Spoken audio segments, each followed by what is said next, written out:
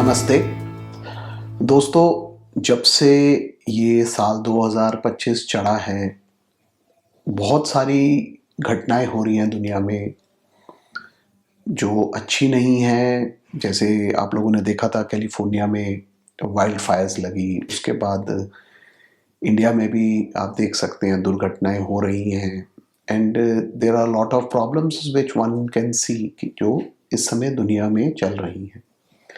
बहुत सारे ज्योतिषियों के वीडियोस भी आ रहे हैं अबाउट सर्टन कॉम्बिनेशंस जो इस साल बनने वाले हैं उसको लेकर।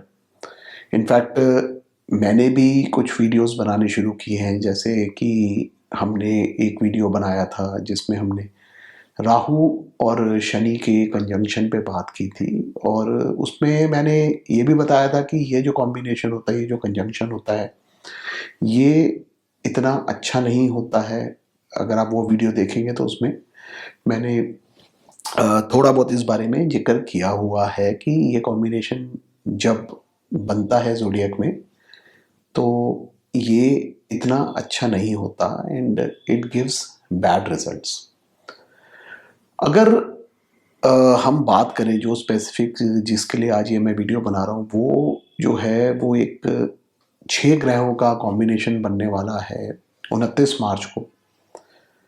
और आज मैं उसी के बारे में आप लोगों से बात करने वाला हूँ, क्योंकि बहुत लोग हैं जो इसके बारे में बोल रहे हैं कि बहुत प्रकार से प्रॉब्लम्स आएंगी। तो आइए थोड़ा सा उस बारे में हम लोग डिस्कस करते हैं कि क्या हो सकता है। तो देखिए,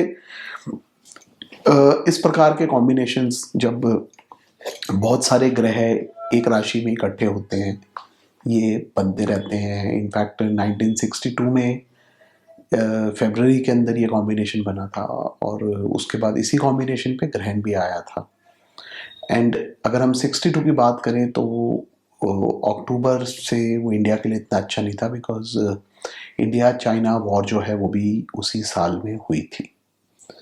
अगर मैं प्रेजेंट कंडीशन की बात करूं तो देखिए, हम लोग जब मेदिनी ज्योतिष करते हैं यानी मंडेन एस्ट्रोलॉजी करते हैं तो सिर्फ ग्रहों की पोजीशन नहीं देखते, उनको स्पेसिफिक चक्रास में डालकर देखा जाता है। मेरे जो गुरु हैं राव सर, उन्होंने हमारे को संगत नाड़ी चक्र होता है उसको यूज़ करना सिखाया था, कि उसको आप जब देखेंगे तो उससे आपको स्पेसिफिक चीज़ें जो हैं वो पता चलेंगी। जैसे फॉर एग्जांपल अगर आप इस समय देखें तो मंगल जो है वो मिथुन राशि में है और केतु जो है वो कन्या में है।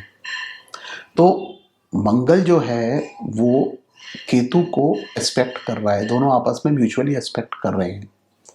ये आपको नॉर्मली अगर आप देखेंगे तो मंगल थर्ड में बैठ के आपको एस्पेक्ट करता हुआ दिख जाएगा केतु के ऊपर, वो तो आप देख सकते हैं, बिकॉज मंगल का फोर्थ एस्पेक्ट केतु पे पड़ रहा है। लेकिन केतु का म्यूचुअल एस्पेक्ट मंगल पे नहीं है, बिकॉज मंगल केतु से 10वें घर में है। लेकिन अगर आप इन ग्रहों को संगत नाड़ी चक्र में डालेंगे तो ये एक प्रकार का म्यूचुअल एस्पेक्ट आपको दिखेगा, which is not good. Because आप ये समझिए कि मंगल जो है वो अग्नि है और केतु जो है वो भी मंगल की तरह एक्ट करता है, एंड वो मिसहैप्स को भी रिप्रेजेंट करता है। तो ये चीज़ यहाँ पे आपको इस समय मिल रही है। एंड एक और चीज़ है जो हमारे को मेधनी में समझनी पड़ेगी, वो ये कि इस समय मंगल जो है वो अपनी दुष्ट प्रकृति में है। बिकॉज उसकी वजह ये है कि मंगल जो है वो राशि से गिर के मिथुन में गए हैं। मंगल कर्क राशि से गिरने के बाद मिथुन में गए हैं। So this Mars is you can say कि इतना खुश मंगल नहीं है और ये अच्छे रिजल्ट्स नहीं देगा। इस वजह से भी lot of mishaps you can see accidents और प्रॉब्लम्स जो इस समय हम लोगों को दिख रही हैं, तो ये इस कॉम्बिनेशन की वजह से हो रही है। अगर मैं मार्च के महीने की बात करूं तो देखिए, मार्च के महीने में दो तीन अगर हम ज्योतिषीय दृष्टिकोण से देखें तो दो ऐसी चीज़ें, तीन चीज़ें ऐसी हैं जो बहुत ही महत्वपूर्ण हैं। जैसे पहली चीज़, 14 मार्च को टोटल लूनर इक्लिप्स लग रहा है, चंद्र ग्रहण है। ये ग्रहण जो है ये अगर हम देखें तो मेरे ख्याल से 1 मिनट में आपको बताता हूँ। ये 10:40 IST पे शुरू होगा सुबह के टाइम, और जो मध्य समय है इसका वो 12:30 बजे है, और 2:18 पे ये खत्म हो जाता है।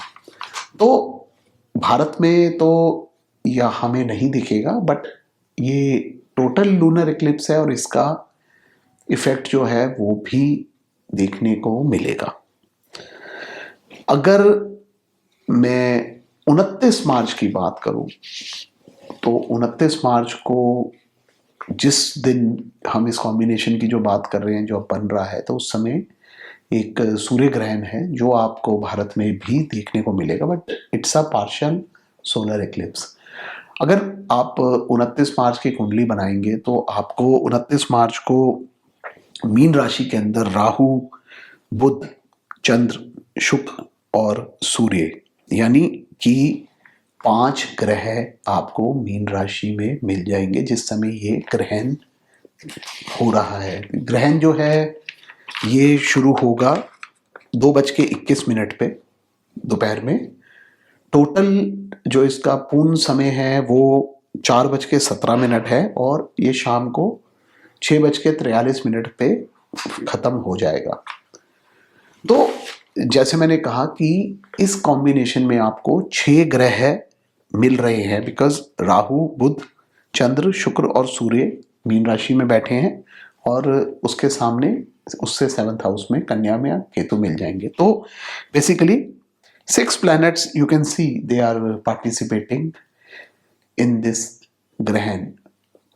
और एक और चीज है, उसी दिन रात को 9 बज के आई थिंक 9:30 मान लीजिए, मेरे को एग्जैक्ट टाइम याद नहीं है, 9:30 के आसपास शनि जो हैं वो भी मीन राशि में प्रवेश कर जाएंगे। तो आप ये देखिए कि 7 ग्रह एक प्रकार से जो कन्या और मीन राशि है इसके ऊपर रहने वाले हैं, और उससे कुछ घंटे पहले ग्रहण हुआ होगा। एक और महत्वपूर्ण इवेंट है उस दिन, वो ये कि चैत्र शुक्ल प्रतिपद जो है वो 30 मार्च से शुरू हो रहा है। मतलब नववर्ष जो है, हिंदू नववर्ष, वो 30 मार्च से शुरू हो रहा है, लेकिन जो उसकी नववर्ष की कुंडली है वो आपकी 29 मार्च की बनेगी, जिस समय सूर्य और चंद्र सेम डिग्री पे होंगे। तो वो समय बैठता है शाम के 4:28 का। तो जब चैत्र लगेगा उस समय ग्रहण चल रहा होगा। अगेन ये भी एक महत्वपूर्ण चीज है जिसको हम लोगों को ऑब्जर्व करना पड़ेगा।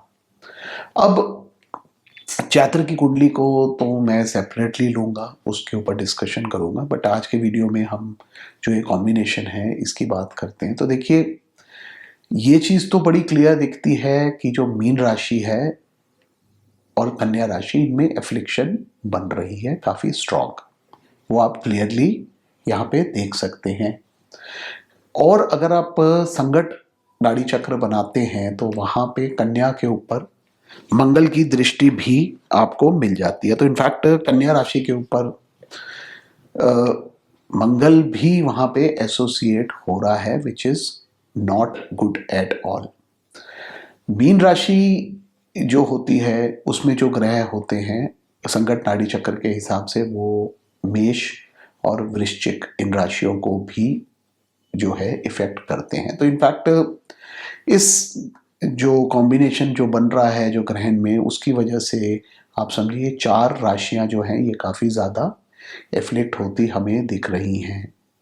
कन्या, मेष, वृश्चिक और मीन, ये चारों राशियां एफ्लिक्ट हो रही हैं। अब देखिए, अगर हम इवेंट्स की बात करें तो definitely this is not good.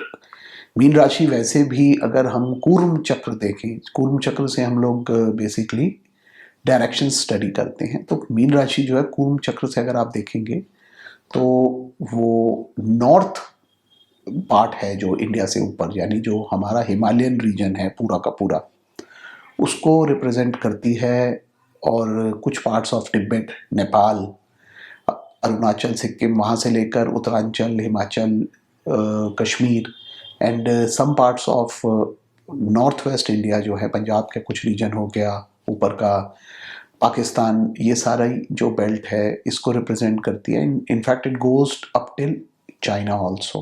तो ये वाला जो रीजन है इंडिया की, अगर मैं बात करूं, भारतवर्ष की बात करूं, तो हमारे यहाँ पे ये वाला रीजन जो है वो इफेक्ट हो रहा है। मीन राशि है, वाटरी राशि है, तो ये जो कॉम्बिनेशन बन रहा है ग्रहण में, इतने सारे प्लैनेट्स जो पार्टिसिपेट कर रहे हैं, इसकी वजह से, समुद्र की वजह से प्रॉब्लम्स आने के चांसेस भी दिख रहे हैं यहाँ पे, बिकॉज मीन राशि है। अगर हम इन राशियों से जो कंट्रीज रिप्रेजेंट होती हैं जिनके ऊपर इफेक्ट आएगा वो देखें, तो देखिए मेष राशि जैसे मैंने बताया उसके ऊपर इफेक्ट आएगा। तो मेष राशि England, France, Germany, Switzerland, Denmark, Syria, Poland, Japan, Palestine, Lebanon, इस रीजन को रिप्रेजेंट करती है। जो वृश्चिक राशि है वो Norway, Bavaria, Algeria, north Syria, Sweden, Brazil, Morocco, इन सब एरियाज को रिप्रेजेंट करती है। एंड मीन राशि जो है वो Germany, Portugal, Egypt, Norway, Sahara desert, इस सब एरियाज को रिप्रेजेंट भी करती है अगर हम वर्ल्ड वाइड बात करें। और इंडिया की बात करें तो मैंने आप लोगों को ऑलरेडी बताया है कि जो रीजन्स हैं वो इफेक्ट होते हैं। अब देखिए इस कॉम्बिनेशन से डेफिनेटली नेचुरल कैलामिटीज़ जो हैं वो थोड़ी दुनिया में बढ़ेंगी और इसका थोड़ा इफेक्ट तो हम लोगों को देखने को मिलेगा ही, बिकॉज ये एक और चीज़ है, कालपुरुष की कुंडली में 12वां घर भी है, तो it is not a good sign to have an Eclipse with so many planets. तो इसलिए ये इतना अच्छा कॉम्बिनेशन नहीं है, मैं ये कहूँगा। एंड बिकॉज देखिए सिर्फ ग्रह इकट्ठे होने की खाली बात नहीं होती है, यहाँ पे ग्रहण भी लग रहा है और नया वर्ष भी स्टार्ट हो रहा है, तो सारी चीज़ें यहाँ पे ऐड ऑन हो रही हैं। तो जैसे और लोगों भी ने भी कहा है that this is not a very good time for the world as a whole, तो मैं भी उस मत से काफ़ी हद तक सहमत हूँ और मैं सब लोगों से यही विनती करूँगा कि इस समय अपनी प्रार्थना, जो भी आप पूजा करते हैं, प्रार्थना करते हैं, वो बढ़ा दीजिए और उसको वर्ल्ड के लिए डायरेक्ट कीजिए। It should be directed towards the universe, towards the world, हमारी धरती की तरफ, ताकि मास प्रॉब्लम्स ना आए, मास डेथ्स ना हो दुनिया में, क्योंकि this is a strong affliction which is there and everybody should pray for it. बहुत लोग जो है मैंने देखा है ऑलरेडी यूट्यूब के ऊपर, वो ऑलरेडी दे हैव स्टार्टेड सब मूवमेंट्स जहाँ पे वो लोगों को उन्होंने जोड़ा है और कह रहे हैं कि आप पूजा पाठ कीजिए रेगुलरली। बहुत अच्छी बात है वो, और हर आदमी को अपनी क्षमता अनुसार अपनी इंडिविजुअल कैपेसिटी में भी पूजा करनी चाहिए और जो ब्लेसिंग्स हैं वो दुनिया की तरफ इस समय भेजनी चाहिए।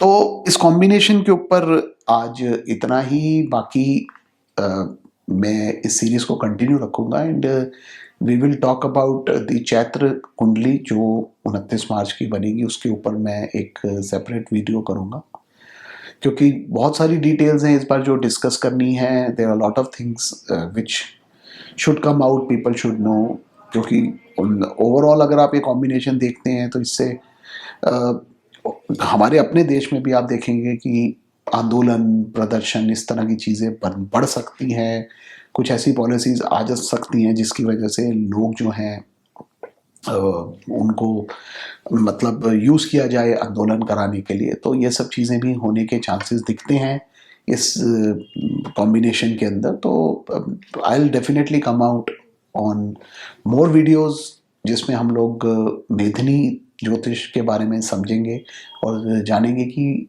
और क्या हो सकता है दुनिया में। बाकी देखिए मुझे मालूम है ये सवाल आएगा कि इंडिविजुअल्स के ऊपर इसका किस प्रकार से इफेक्ट आएगा। तो देखिए जैसे मैंने बताया है कि ये ग्रहण जो है मीन राशि में लग रहा है एंड कन्या डेफिनेटली साथ एफ्लिक्ट हो रही है और मेष और वृश्चिक। तो ये जो ग्रहण है इन 4 राशियों के लिए थोड़ा भारी है, तो इट इज़ गुड कि उस ग्रहण काल के अंदर आप पूजा कीजिए, उसके बाद दान कीजिए। सो दैट जो भी इविल्स हैं, जो भी अगर बैड इफेक्ट्स इस ग्रहण के आपके ऊपर आएंगे तो वो वार्ड ऑफ हो जाएं। बाकी देखिए, मैं फिर वही बात रिपीट करूंगा, अपनी दशा वगैरह जो है वो भी बहुत इंपॉर्टेंट होती है। डेफिनेटली ग्रहण थोड़ा सा तंग कर सकता है, बट अगर आपकी दशा अच्छी चल रही है तो उतना बैड इफेक्ट नहीं होगा। बट ग्रहण के अंदर हमेशा हमारी जो शास्त्र हैं वो भी ये रिकमेंड करते हैं कि ग्रहण काल के अंदर आप उपवास रखिए, खाना ना खाइए, और उसके बाद स्नान करके दान पुण्य कीजिए और पूजा पाठ कीजिए, ताकि उसके जो भी नेगेटिव इफेक्ट्स हैं वो आप लोगों के ऊपर ना आए। सो आज के इस वीडियो में इतना ही। बाकी हम लोग डेफिनेटली इसके बारे में और डिटेल में बात करेंगे इन डिफरेंट वीडियोस जो मैं इस सीरीज में कंटिन्यू रखूंगा। धन्यवाद।